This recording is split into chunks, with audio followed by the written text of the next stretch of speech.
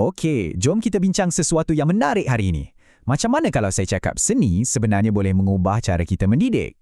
Berdasarkan dua kajian antarabangsa yang sangat best, kita akan selami macam mana bilik darjah boleh jadi lebih kreatif dan kritis. Kita mulakan dengan satu soalan yang mungkin buat anda terfikir. Selalunya kita nampak seni dan sains ni macam dua benda yang berbeza, kan? Tapi, macam mana kalau gabungan kedua-duanya tu sebenarnya kunci untuk buka potensi sebenar para pelajar? Petikan daripada seorang pelajar di Malaysia ni betul-betul merumuskan cabaran utamanya. Pendidikan seni yang biasa kita lalui selalunya berhenti setakat kemahiran teknikal je, tapi tak galakkan pelajar untuk fikir dalam-dalam pasal apa yang mereka buat. Ia lebih kepada melukis dan bukan berfikir. Okey, untuk perkongsian kali ni kita akan tengok dulu apa cabaran dalam bilik darjah. Lepas tu kita akan bedah dua kajian kes yang hebat dari Malaysia dan India. Kemudian kita akan cuba kaitkan penemuan ni dan akhir sekali kita simpulkan apa pengajaran pentingnya. Baiklah, jom kita masuk bab pertama, cabaran utama. Dunia dah berubah. Jadi, cara pelajar belajar pun dah tak sama. Cara mengajar yang lama, yang sehala tu dah tak berapa relevan untuk pelajar zaman sekarang. Masalahnya ialah, cara lama ni tak membina kemahiran yang betul-betul penting untuk berjaya hari ni.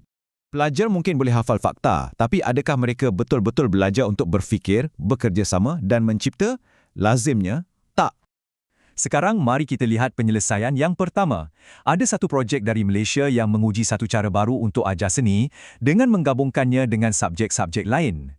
Konsep utamanya ialah STEAM. Ia bukan sekadar tambah seni atau art pada STEM tau. Sebaliknya, ia guna seni sebagai jambatan untuk satukan semua bidang ni, menjadikan pembelajaran tu lebih menyeluruh dan ada kaitan dengan dunia sebenar. Jadi, macam mana mereka buat? Mereka guna modul 4 fasa ni.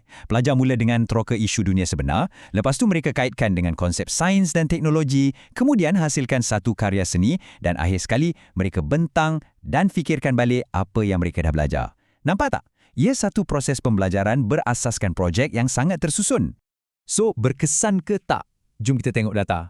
Sebelum modul ni diperkenalkan, cuma 29% pelajar je dalam kelas seni ni yang dapat grade A. Okey, ini nombor asas kita. Dan cuba tengok ni, selepas modul STEAM ni dijalankan, peratusan pelajar yang dapat grade A melonjak naik ke 77%. Ini bukan peningkatan biasa-biasa tau. Ini satu transformasi yang membuktikan bila pelajar nampak kaitan antara subjek, prestasi mereka boleh meningkat mendadak. Dan ini adalah contoh hasilnya. Karya seni bertajuk Suasana Petang JT ini bukan sekadar lukisan yang cantik. Ia sebenarnya menunjukkan pemahaman tentang perspektif udara, satu konsep kejuruteraan dan juga cara guna cahaya dan warna yang mencerminkan prinsip-prinsip sains. Petikan dari pelajar yang hasilkan karya ni dan merumuskan segalanya. Pembelajaran tu dah beralih daripada pandai melukis kepada pandai berfikir. Inilah dia intipati sebenar pendidikan STEAM.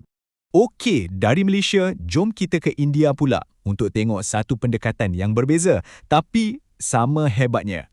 Kajian kes kali ni fokus pada keterangkuman ataupun inclusivity dan menggunakan seni untuk mendekati pelajar berkeperluan khas.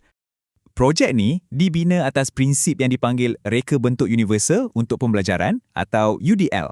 Senang cerita, ideanya adalah untuk cipta pengalaman belajar yang fleksibel dan boleh diakses oleh semua pelajar, tak kira apapun kebolehan mereka.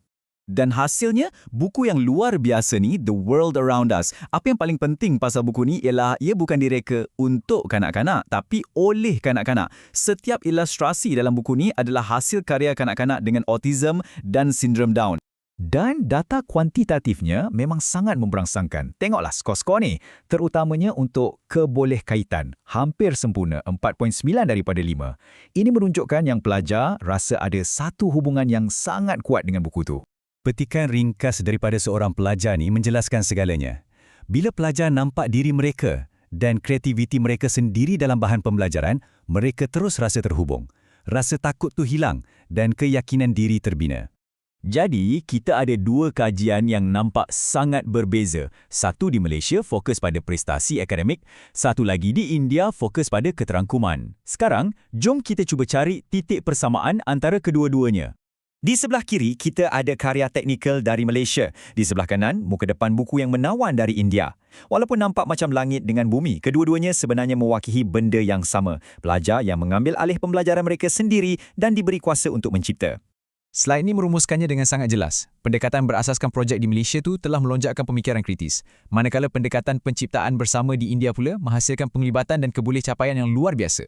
Dua-dua kaedah ni memperkasakan pelajar dengan cara yang berbeza tapi sama penting. Jom kita dengar apa kata mereka yang terlibat secara langsung. Seorang guru di India cakap sebab hasil seni itu nampak biasa, tak sempurna, macam budak-budak punya lukisan. Ia hilangkan tekanan untuk jadi sempurna. Jadi pelajar yang malu-malu pun jadi berani nak cuba. Dan kesannya bukan setakat di sekolah aja tau. Seorang ibu bapa kongsi macam mana buku tu mencetuskan aktiviti kreatif di rumah sampai satu keluarga melukis sama-sama.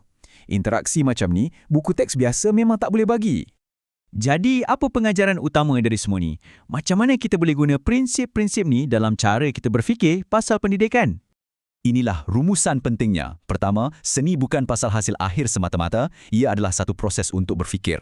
Kedua, bila pelajar sendiri yang mencipta, mereka akan rasa lebih bertanggungjawab dan terlibat. Ketiga, ini akan hilangkan rasa takut gagal yang selalunya jadi penghalang. Dan yang paling penting, prinsip ni berkesan untuk semua orang, dari pelajar cemerlang hinggalah mereka yang perlukan sokongan tambahan. Dan kita akan akhiri dengan soalan ini. Kajian-kajian ni tunjukkan yang pelajar mampu buat benda yang luar biasa bila kita bagi mereka alat dan kebebasan yang betul. Ini memaksa kita untuk tanya balik, apa tujuan sebenar pendidikan? Mungkin ia bukan tentang mengisi kepala mereka dengan fakta, tapi tentang menyalakan api kreativiti dan pemikiran kritis mereka. Sesuatu untuk kita sama-sama renungkan.